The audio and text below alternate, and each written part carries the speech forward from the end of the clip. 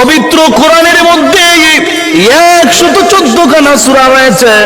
114 খানা সূরার মধ্যে সিরিয়াল অনুযায়ী সর্বপ্রথম যেই সূরাখানা রয়েছে ওই সূরার নাম হলো সূরাতুল ফাতিহা।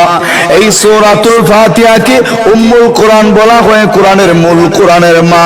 এই সূরাতুল ফাতিহাকে সূরাতুন নূর বলা হয়, সূরাতুন নূর কোরআনের আলো।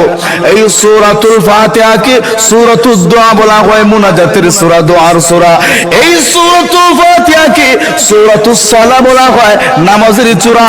এই সূরাতুল ফাতিহাকে বলা হয় সূরাতুশ শিফা, আরোগ্যের সূরা। এত ফজিলতময়, এত বরকতময়, রহমতময় এই সূরাখানা আল্লাহ রাব্বুল আলামিন অন্য কোন উম্মতদেরকে দেন নাই। আদম থেকে নিয়ে ঈসা রুহুল্লাহ পর্যন্ত কোন নবীর উম্মতদেরকে আল্লাহ এই সূরা দেন নাই। আদম থেকে নিয়ে ঈসা রুহুল্লাহ পর্যন্ত যত নবীকে সহিফা দান করা হয়েছে, কিতাব দান করা হয়েছে, কোন নবীর কোন কিতাবের মধ্যে এই সূরা দেওয়া হয় নাই। এই সূরাতুল ফাতিহাকে উম্মতে মুহাম্মাদের জন্য আল্লাহ রাব্বুল আলামিন উপহার স্বরূপ দান করেছেন। আল্লাহর নবী বলেন, উম্মত, আল্লাহ রাব্বুল আলামিন আমাকে জানায় দিয়েছেন, ও নবী গো, আপনি হলেন সর্বশ্রেষ্ঠ নবী আর আপনার উম্মত হলো সর্বশ্রেষ্ঠ উম্মত। এই সর্বশ্রেষ্ঠ উম্মতের জন্য আমি আল্লাহ একখানা সর্বশ্রেষ্ঠ উপহার দান করেছি। ও নবী, এই উপহার হলো সূরাতুল ফাতিহা। ও নবীজি, এই সূরাতুল ফাতিহা যদি আপনার উম্মতের মধ্যে কেউ তেলাওয়াত করে এবং তদনুযায়ী আমল করে, নবী গো আপনি সাক্ষী, তার জন্য আমি আল্লাহর তৈরি জাহান্নামের আগুন হারাম হয়ে যাবে।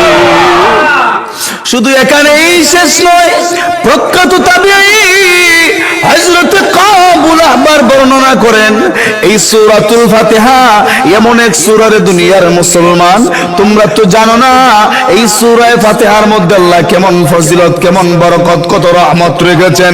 এই সূরাতুল ফাতিহা যদি তাওরাত ও ইনজিল কিতাবের মধ্যে থাকতো, তাহলে তাওরাত ও ইনজিলের অনুসারীরা কোনোদিন ইহুদি খ্রিস্টানে পরিণত হইতো না। এই সূরাতুল ফাতিহা যদি জবুর কিতাবের মধ্যে থাকতো, তাহলে জবুরের অনুসারীরা অর্থাৎ দাউদ আলাইহিস সালামের উম্মতেরা কোনদিন শুকুর আর বানরে পরিণত হইতো না। হাদিস শরীফের মধ্যে আসছে, কোন এলাকার মানুষ যখন অন্যায় আর অবিচার, খারাপ কাজের মধ্যে লিপ্ত হয়ে যায়, পাপাচার অনাচার যখন বাড়তে থাকে, আল্লাহ তখন ওই এলাকার মধ্যে আযাব দিতে চান।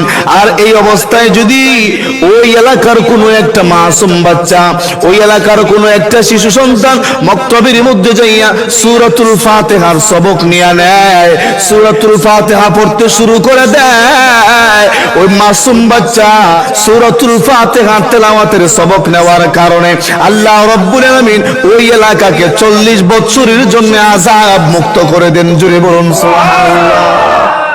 শুধু এখানেই শেষ নয়, এই সূরাতুল ফাতিহার অসংখ্য গণিত ফজিলত রয়েছে। ইমাম নাসাফি রাহমাতুল্লাহ আলাইহি উনি ওনার তাফসীর গ্রন্থের মধ্যে এই সূরাতুল ফাতিহা নাজিলের সময়ের একখানা ফজিলত বর্ণনা করেন।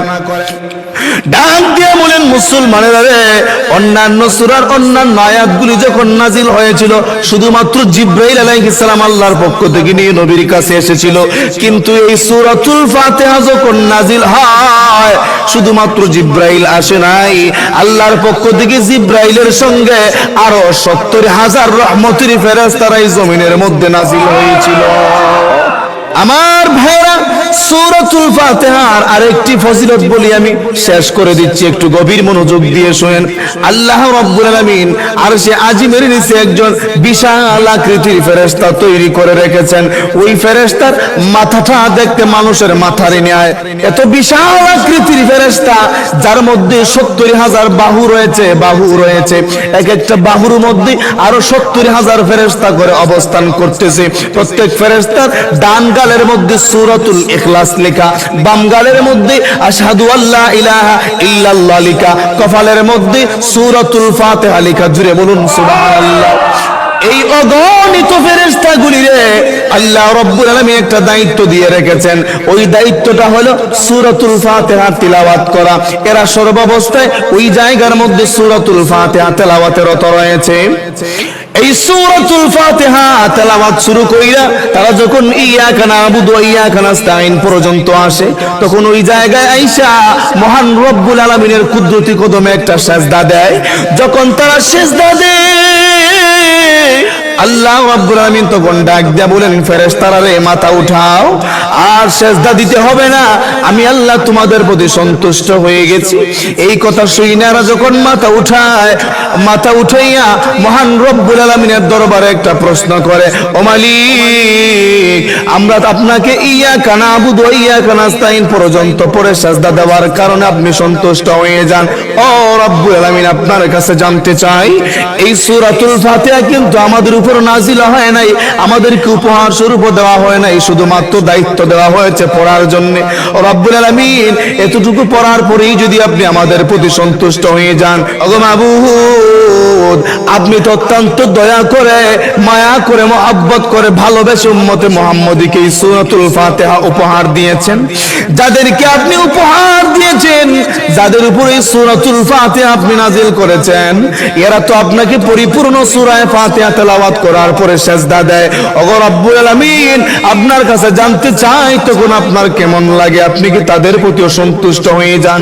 আল্লাহ ডাক দিয়া বলেন, ফেরেশতারা রে, তোমরা সাক্ষী থাকো, তোমরা সাক্ষী থাকো, উম্মতে মুহাম্মাদীরা যখন আমি আল্লাহকে সূরা ফাতিহা পড়ে সিজদা দেয়, আমি তোমাদের উপর যেভাবে সন্তুষ্ট হয়ে গেছি, এর চেয়ে আরো 1000 গুণ বেশি আমি উম্মতে মুহাম্মাদীর উপর সন্তুষ্ট হয়ে যাই। হাদিস শরীফের মধ্যে আছে, হযরতে আলী রাদিয়াল্লাহু তাআলা আনহু থেকে বর্ণিত, তিনি বলেন, যারা প্রতিদিন রাত্রে ঘুমানোর সময় এই সূরাতুল ফাতিহা 4 বার তেলাওয়াত করে ঘুমায়, আল্লাহ রাব্বুল আলামিন তার আমলনামার মধ্যে 4000 দিনার সদকা করে ঘুমানোর সওয়াব দান করেন। সুবহানাল্লাহ। দেখুন কত মজা এই সূরার মধ্যে। আল্লাহু আকবার, আলহামদুলিল্লাহি রাব্বিল আলামিন, আর রহমানির রহিম, মালিকি ইয়াউমিদ্দিন, ইয়াকা না'বুদু ওয়া ইয়াকা নাস্তাঈন, ইহদিনাস সিরাতাল মুস্তাকিম, সিরাতাল লাযীনা আন'আমতা আলাইহিম গায়রিল মাগদুবি আলাইহিম ওয়ালাদ-দাল্লিন।